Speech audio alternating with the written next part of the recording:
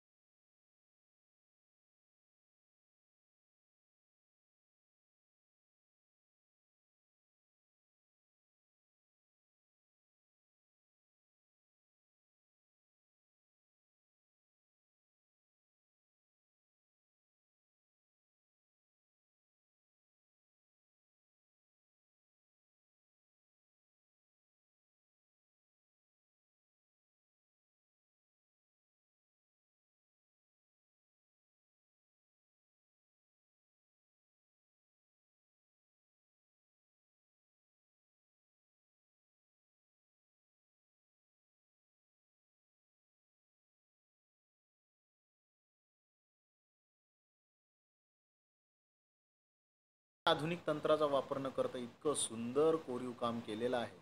आणि तुम्ही आजही टेप धरून जर आजूबाजूचे सेंटीमीटर सहित आपण जर मोजलं तर ते अतिशय तंतोतंत आणि रेखीव असं काम आहे. खूप छान अशा त्या लेण्या आहेत. त्याची भेट प्रत्येकाने द्यायला पाहिजे. तिथं पाण्याचे टाके आहेत, बौद्ध भिक्खूंसाठी साधना करण्यासाठी शैलगृह आहेत, असे भरपूर आहेत. खिडक्यासुद्धा कोरलेल्या आहेत. जवळजवळ या बुद्ध लेण्यांच्या अवतीभोवती 9 शिलालेख कोरलेले आहेत. तिथं जवळजवळ पाण्याची 60 कुंड्या आहेत. दक्षिण गटात जर तुम्ही गेले तर जवळजवळ 23 आणि पूर्व गटात 55, पश्चिम गटात 6 अशा एकूण जवळजवळ 84 लेण्यांचं खोदकाम तिथं झालेलं आहे. आपण जर बघितलं तिथं गेल्याच्या नंतर मनाला एक वेगळीच अनुभूती आपल्याला पाहायला मिळते. अतिशय शांत आणि सुंदर असं वातावरण तिथून आपल्याला बघायला मिळते. प्रत्येकाने एकदा तरी त्याला भेट द्यायला पाहिजे. या लेण्यांच्या आतमध्ये गेल्यानंतर बघा छोट्या छोट्या खोल्या अशा दिसत आहेत. ते शैलगृह होती. त्यावेळेस त्याचा वापर कुठल्याही आजच्या आधुनिक युगातला रहदारीचा ट्रॅफिकचा कुठलाही आवाज नाही. अतिशय शांत आणि खरंच मनशांत देणारं वातावरण त्या ठिकाणी आपल्याला पाहायला मिळत होतं. हे जे आहे सगळं म्हणजे जुन्नर किल्ल्याच्या अवतीभोवती या कोरलेल्या ज्या लेण्या आहेत, खरंच या खूपच प्राचीन आणि देखण्या आहेत. तिथून दिसणारं जुन्नर शहराचं जे विलोभनीय दर्शन आहे ते खरंच पाहण्यासारखं आहे. आज हे आपल्याला घरं दिसत आहेत, पण पूर्वीच्या काळी हे काही नसेल.